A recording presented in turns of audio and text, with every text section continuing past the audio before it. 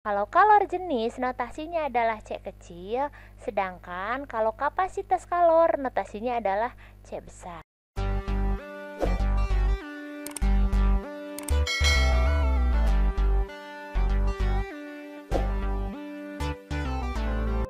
Halo, ketemu lagi di channelnya Irma Safitri, channel yang membahas materi pelajaran kimia. Pada kesempatan kali ini kita akan membahas mengenai kalorimetri. Ini adalah lanjutan materi termokimia yang merupakan materi pelajaran untuk kelas 11. Nah, sebelum menyaksikan video kita kali ini, jangan lupa untuk dukung terus channelnya dengan cara subscribe channelnya dan nyalakan notifikasi loncengnya supaya kalian dapat update informasi mengenai pembelajaran kimia yang lainnya. Oke, selamat menyaksikan.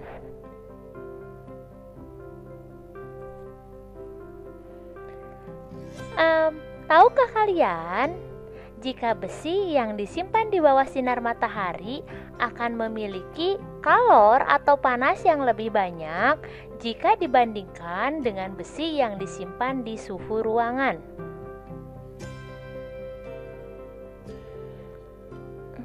Tahu nggak kenapa itu terjadi?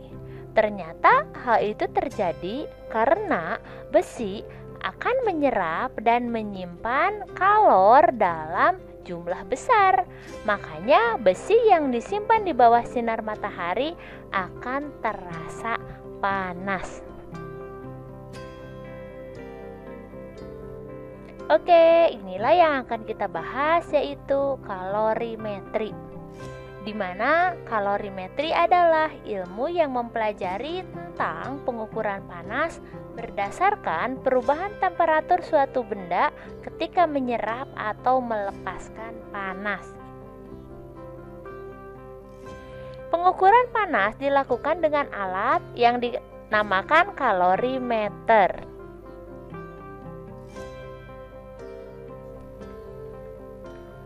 Kalorimeter merupakan suatu alat yang digunakan untuk menentukan kalor dengan cara mengukur perubahan suhu dan juga pada perubahan efek termal. Kalorimeter termasuk alat yang biasa digunakan untuk beberapa percobaan yang berkaitan dengan kalor. Sehingga alat ini memungkinkan perpindahan kalor ke lingkungan sekitar seminimal mungkin.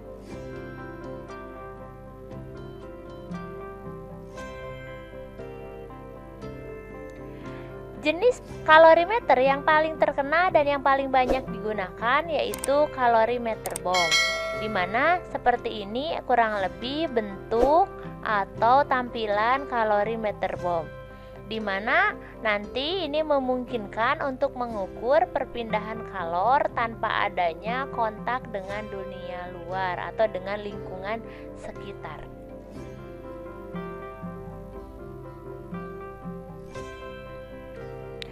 Fungsi kalorimeter itu ada beberapa ya, yaitu diantaranya yang pertama untuk mengukur jumlah kalor pada suatu perubahan reaksi kimia.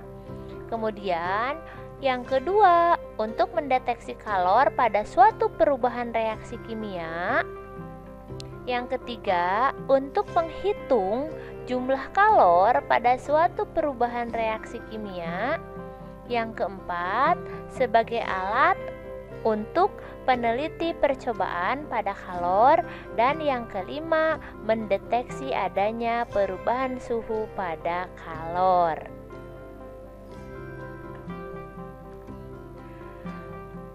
Untuk prinsip kerja dari kalorimeter itu sendiri, di mana ini didasarkan pada asas Planck yang berbunyi kalau kalor yang dilepaskan oleh benda panas sama dengan kalor yang diterima oleh benda dingin. Jadi, nanti ketika dua buah benda didekatkan satu sama lainnya, maka akan terjadi perpindahan kalor dari benda panas ke benda dingin hingga mencapai suatu kesetimbangan termal atau mencapai suhu setimbang.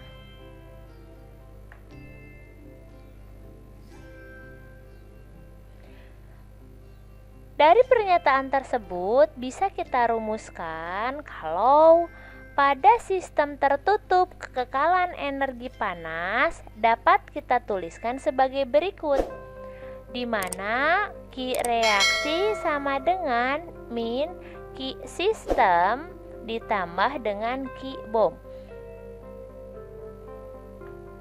Atau di sini sistem itu bisa dikatakan sebagai air yang dimasukkan ke dalam kalorimeter ya.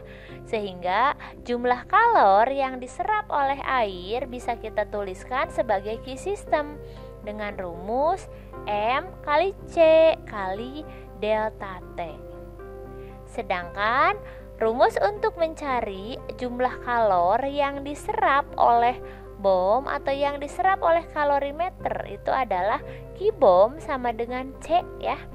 C bom kalikan delta T. Bedakan antara C kecil yang ada di Q sistem dengan C besar yang ada di Q bom.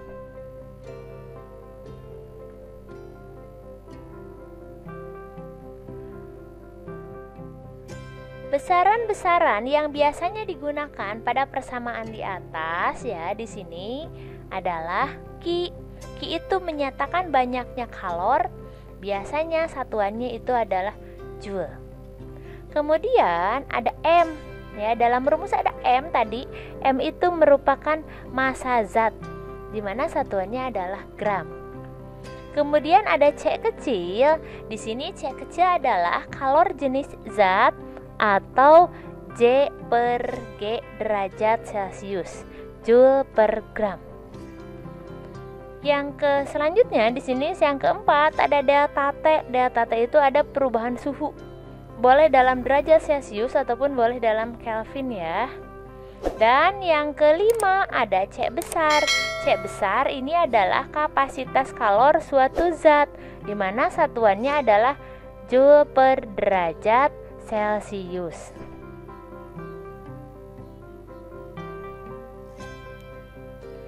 Nah, kapasitas kalor itu apa sih?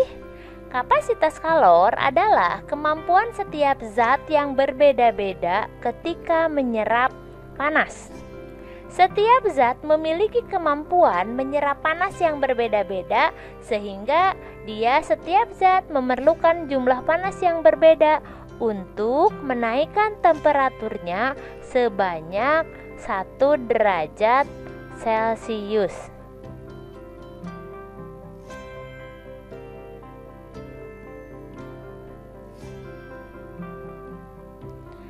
Nah, kalau kalor jenis atau di sini kita notasikan atau kita lambangkan dengan C kecil. Jadi jangan tertukar antara kalor jenis dengan kapasitas kalor.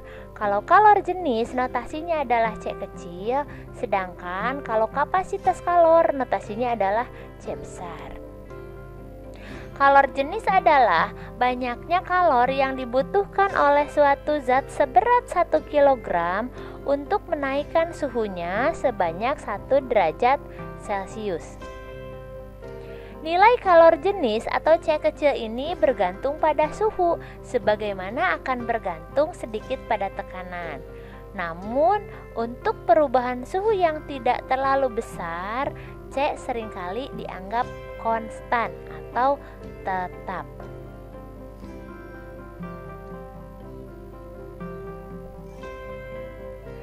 Oke, di sini saya punya coso atau contoh soal. Suatu kalorimeter bom berisi 250 ml air yang suhunya 25 derajat Celcius. Kemudian dibakar 200 mg gas metana. Suhu tertinggi yang dicapai air dalam kalorimeter adalah 35 derajat Celcius. Jika kapasitas kalorimeter sama dengan 75 Joule per derajat Celcius dan kalor jenis air adalah 4,2 Joule per gram derajat Celcius, maka berapakah entapi pembakaran atau delta Hc dari gas metana? Oke, seperti biasa, sebelum kita selesaikan soal ini, alangkah lebih baik kita identifikasi dulu apa saja yang sudah diketahui di soal. Nah, yang sudah diketahui di soal, pertama kita punya volume air. Volume air yang dimasukkan itu ada 250 mili. Ingat, karena massa jenis air itu adalah 1 gram per mili, berarti 250 mili itu sama dengan 250 gram. Kemudian ada massa CH4 atau metana. Dia punya massa 200 mg dan bisa kita rubah di sini ke dalam gram, kita tuliskan jadi 0,2 gram. Dan ada delta T. Delta T ini ada perubahan suhu. Langsung saja, ternyata suhu mula-mulanya adalah 25, kemudian suhu terakhirnya adalah 35. Jadi 35 kurang 25, maka perubahan suhunya atau selisihnya adalah 10 derajat Celcius. Dan ada kalor jenis atau C besar. Kapasitas kalor atau C besar itu ada 75 Joule per derajat Celcius. Dan ada kalor jenis atau C kecil itu adalah 4,2 Joule per gram derajat Celcius. Dan yang ditanyakan adalah delta Hc atau kalor pembakaran.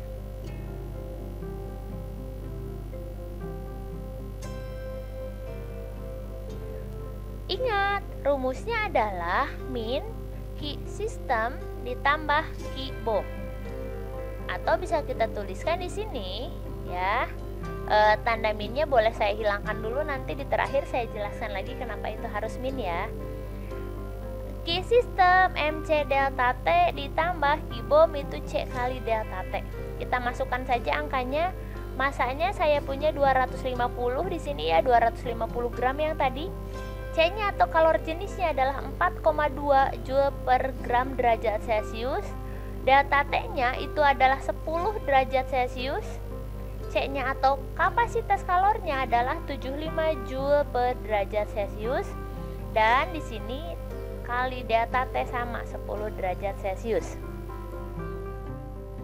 Sehingga kita kalikan 250 kali 4,2 kali 10, kita tahu hasilnya adalah 10.500 ditambah dengan 75 kali 10 yaitu 750.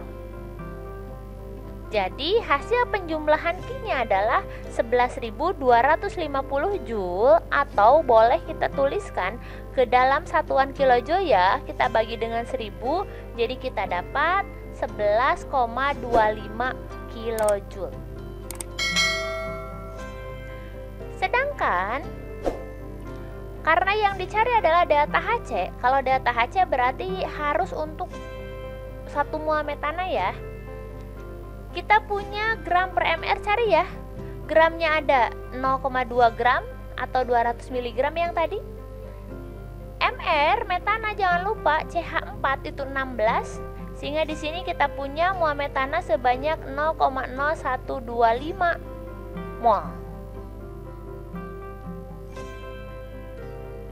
Nah ini kenapa tadi yang minusnya saya hilangkan terlebih dahulu. Nah ini karena terjadi kenaikan suhu dari 25 ke 35, maka reaksi akan berlangsung secara exotherm atau delta H-nya akan bernilai negatif.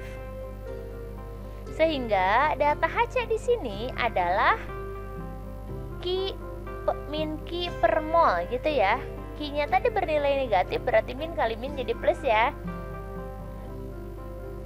Di sini per 0,0125 mol. Sehingga didapat hasilnya adalah 900 kilojoule per mol.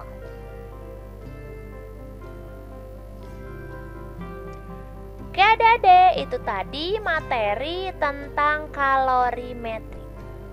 Semoga sampai di sini kalian sudah bisa menghitung delta H dengan menggunakan kalorimeter atau prinsip kalorimetri. Terima kasih sudah menyaksikan video kita kali ini. Jangan lupa untuk dukung terus channel kita dengan cara subscribe channelnya dan nyalakan notifikasi loncengnya supaya channel kita lebih berkembang lagi. Kalau ada pertanyaan atau ada usulan materi untuk dibahas, boleh tuliskan di kolom komentar ya. Dan sampai jumpa di video selanjutnya.